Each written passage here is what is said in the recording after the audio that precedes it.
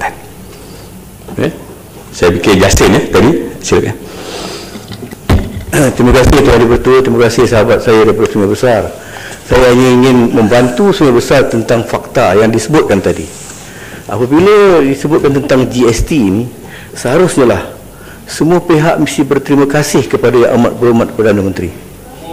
Kerana GST ini ada sejarah dia.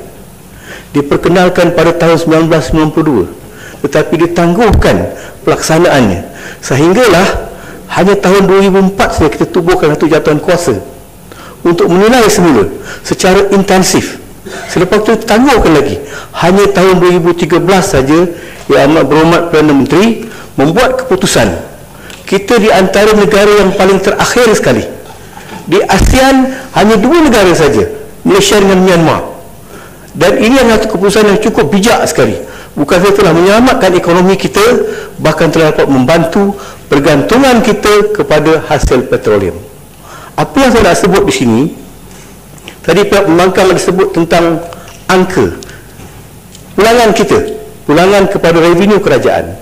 Pada tahun 2015, kalau kita lihat daripada perkara 6.2 pendapatan kerajaan disebut di sini, kita telah dapat memungut sebanyak 27 bilion. Ini hanya 9 bulan saja.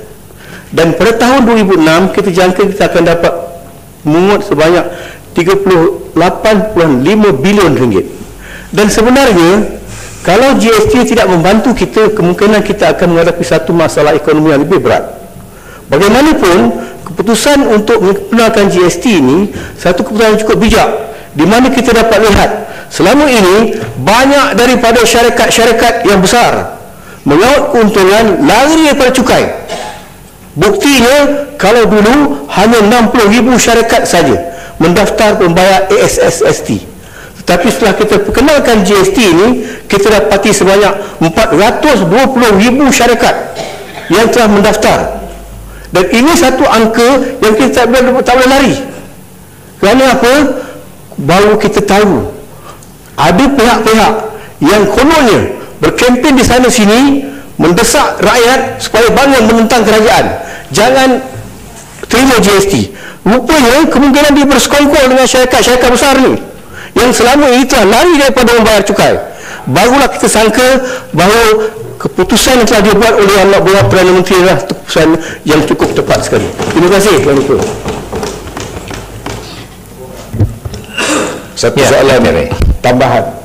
Rasa ada menyebut tadi Yang Berhormat bahawa Kolonial Barisan Nasional tidak berani untuk menyebutkan ataupun memasukkan dalam manifesto Pilihan Raya 2013, dan berdasarkan pada andaian beliau bahawasanya kalau dimasukkan GST dalam manifesto itu artinya Barisan Nasional seolah-olah tak boleh menang Pilihan Raya 2013. Jadi saya nak tanya, Yang Berhormat adalah seorang wakil rakyat yang telah dipilih menang dalam pilihan raya pasca pelaksanaan GST.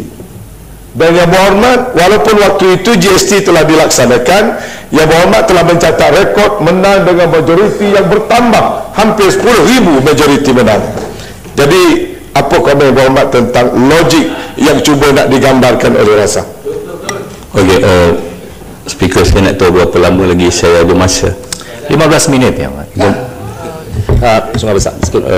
Saya jawab dua lagi. Saya jawab dua dulu saja. Satu soalan. Saya jawab dua. Saya janji nama saya Budiman. Terima kasih bagi dah. Nama saya Budiman.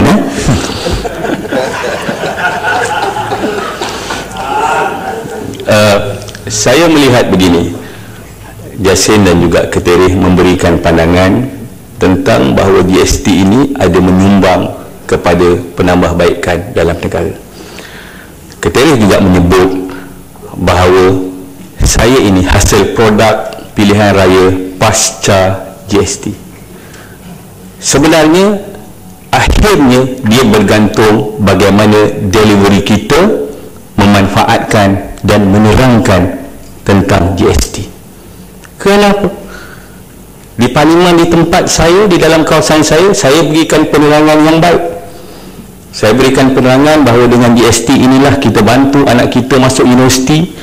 Dengan GST inilah kita dapat bantuan BRIM tambahan kepada sampai sehingga RM1,200. Dan kita berikan contohan-contohan yang baik dengan syarat tidak ada langau-langau pelancong politik datang ke tempat saya untuk meneruskan persepsi yang buruk terhadap GST. Saya nak sebutkan perkara ini kerana apa?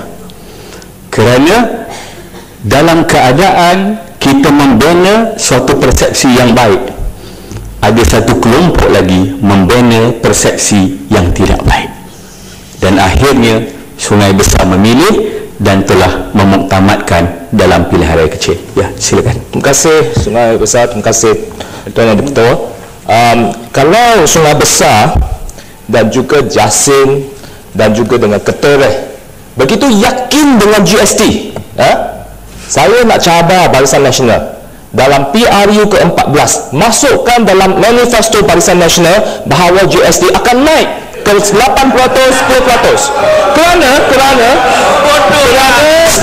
Barisan Nasional begitu yakin dengan GST dan nampak begitu baik, tetapi biar rakyat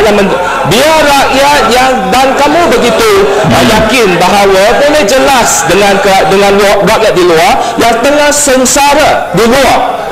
Semalam ada seorang penjaga guard, dia jumpa dengan saya.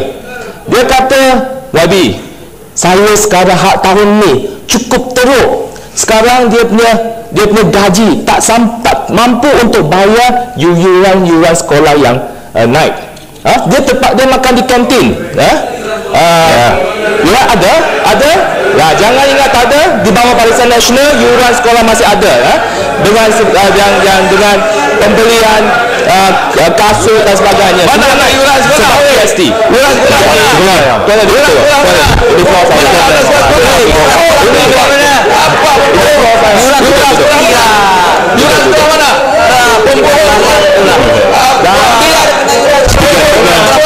Speaker. Yuran sekolah mana? Perlu panjang ya Muhammad, perlu panjang. Speaker, ini floor Sungai Besar. Speaker. Dengan ada sekolah musim persekolahan yang baru, mereka terpaksa beli kasut, baju dan sebagainya dengan GST, dengan kenaikan segala harga. Beliau kata dia sudah tak mampu survive. Dia minta saya suarakan kepada rakyat, kepada dewan ni. Jadi speaker, dan saya simpulkan ya. Ini floor saya. Jadi simpulkan. Lama dah. Kalau Barisan Nasional begitu yakin, ya, masukkan, saya cabar sekarang, masukkan kata PRU ke-14 naikkan GST sehingga 8% atau 10%. Saya cabar Barisan Nasional. Laksanakan. Terima kasih. Yang Muhammad Sungai Besar, saya tahu Muhammad budiman. Ini floor masa yang Muhammad tinggal 10 minit yang Muhammad ya.